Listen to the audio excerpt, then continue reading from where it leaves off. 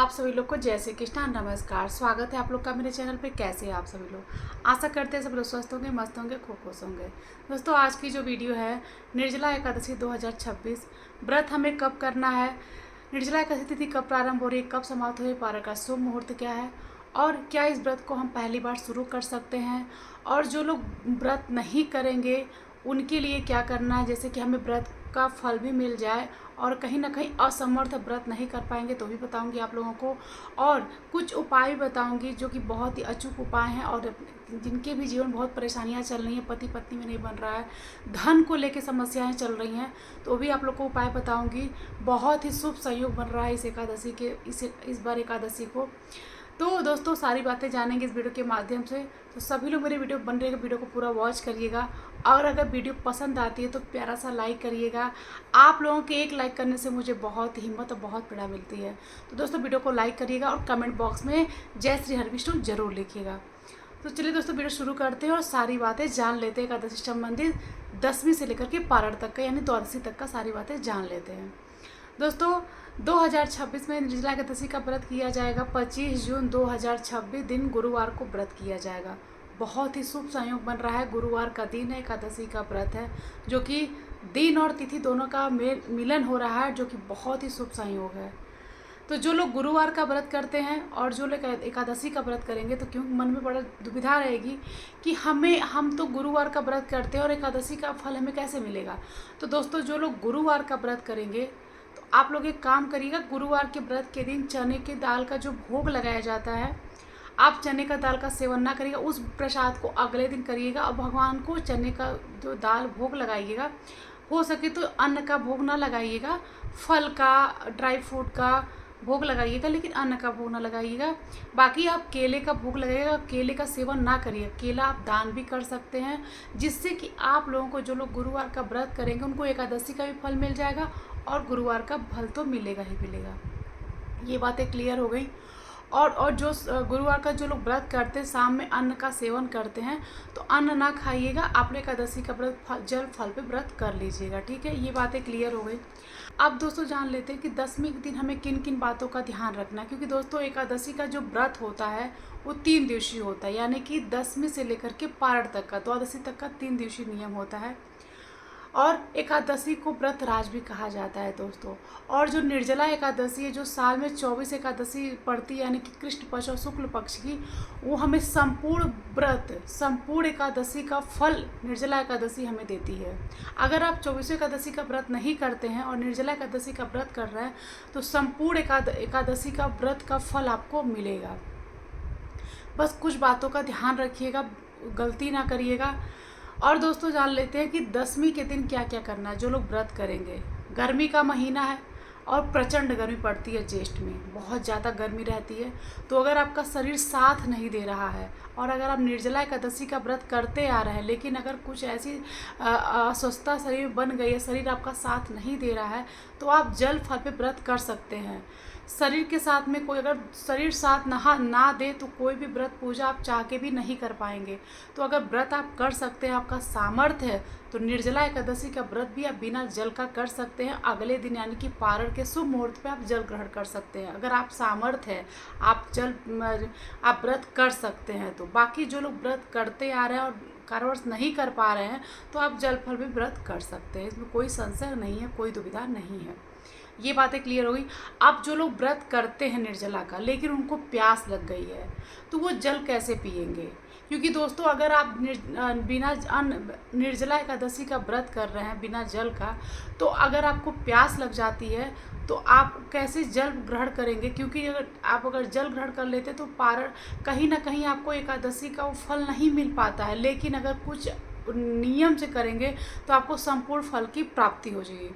तो दोस्तों, करना क्या है, जिनको प्यास लग जाएगी, अगर आप व्रत करते आ रहे हैं, प्यास लग गई है, बहुत ज़्यादा गर्मी रहती है दोस्तों, अगर तबीयत खराब हो गई है, तबीयत साथ नहीं दे रही है, तो आप लोग जल में 2 बूंद गंगा जल डाल करके आप जल ग्रहण कर लीजिएगा और जल फल भी व्रत कर लीजिएगा, भगवान जी को प्रणाम करके जल ग्रहण कर लीजिएगा। ठीक है, इसमें कोई दुविधा नहीं है, कोई इसमें सोचने वाली बात नहीं, क्योंकि शरीर ही सब कुछ है। अगर आपका शरीर स्वस्थ है, साथ दे रहा है, तो आप हर पूजा, हर व्रत आपको बहुत अच्छे से आप कर लेंगे, नियम कर पाएंगे। ठीक है, ये बातें क्लियर हो गई। अब दोस्तों जान लेते हैं कि दसवीं के दिन क्या क्या नियम करना है। दोस्तों देखिए, गुरुवार का दिन पड़ा हुआ है और दोस्तों एकादशी का दिन और मंगलवार और रविवार के दिन तुलसी स्पर्श नहीं करना चाहिए। पहले भी वीडियो आप लोग को बता चुकी हूँ कि तुलसी जी को ना सींचना चाहिए और ना ही तुलसी जी को स्पर्श करना चाहिए।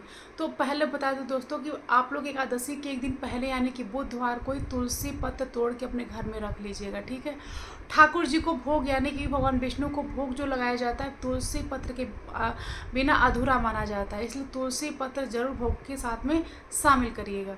ठीक है, अगर आप तुलसी पत्र किसी कारणवश नहीं तोड़ पाते, घर में नहीं रख पाते हैं, तो जो घर में आपके गमले में, आपके घर के बाहर छत पे तुलसी जी हैं, आप तुलसी जी के पेड़ के नीचे देखेंगे पत्ते कहीं ना कहीं टूट के गिरे रहते हैं, तो आप उन पत्तों को भी ठाकुर जी के भोग में शामिल कर सकते हैं। ठीक है, ये बातें क्लियर हो गई।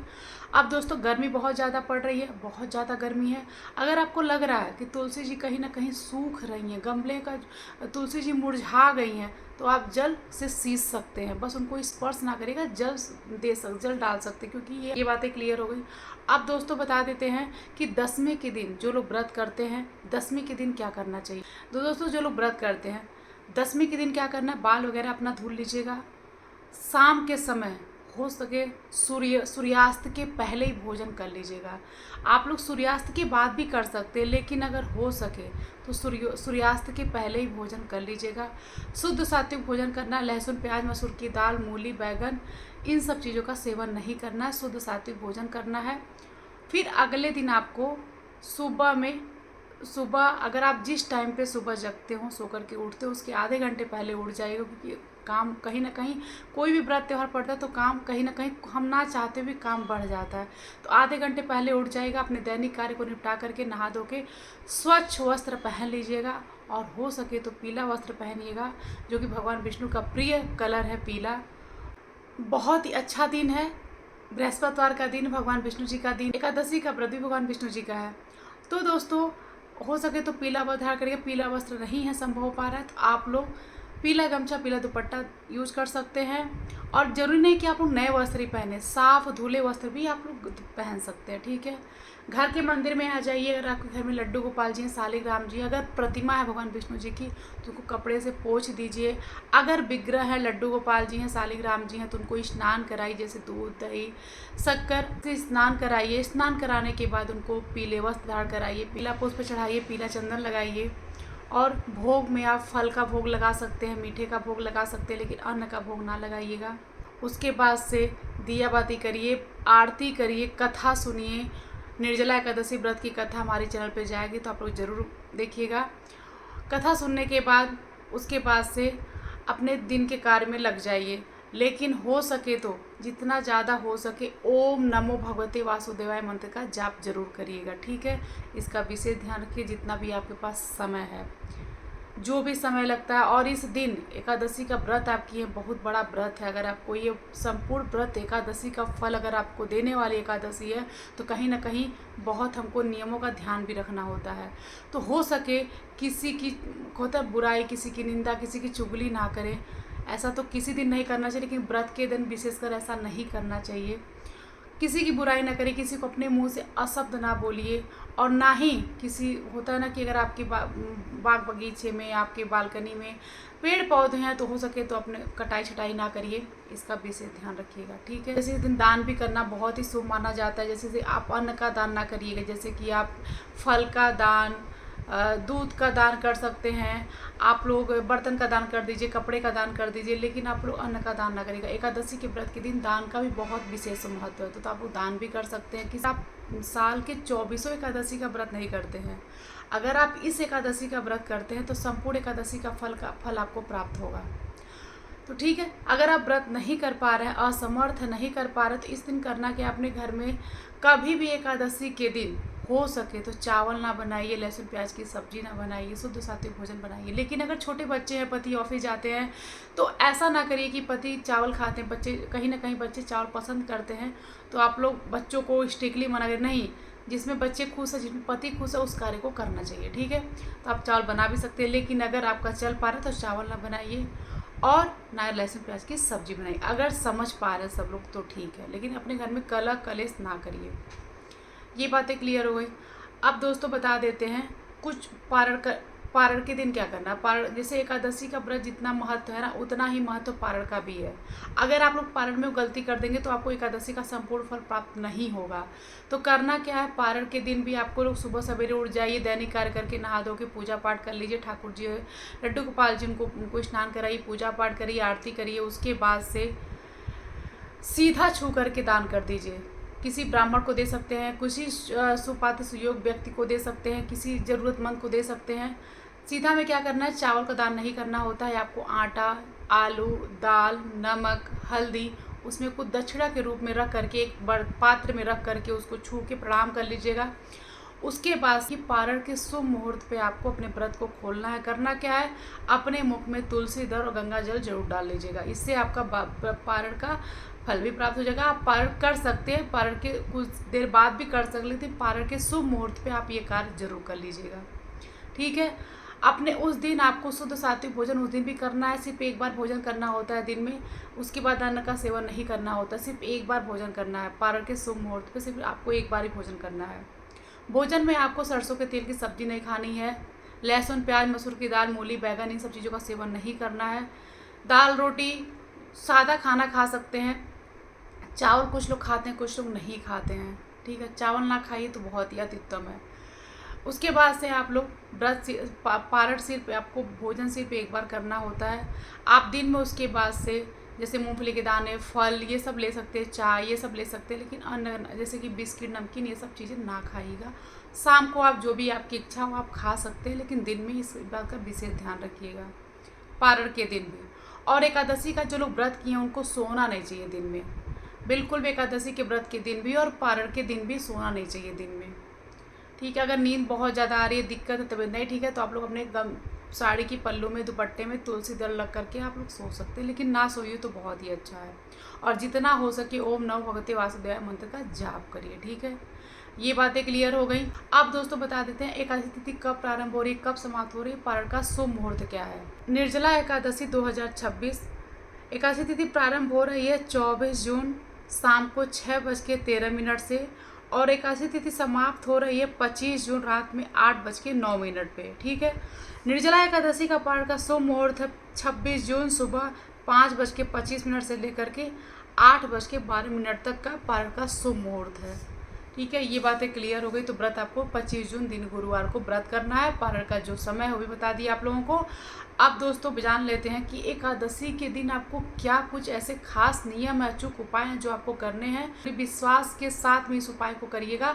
गारंटी के साथ कहते हैं कि आपको 40 दिन के अंदर आपकी वो कामना जरूर पूरी होगी। करना क्या है, आपको एकादशी के दिन सुबह में पूजा पाठ कर लीजिए। उसके बाद से आपके नज़दीकी कहीं पीपल का वृक्ष हो, ठीक है, वहाँ पे जाइए।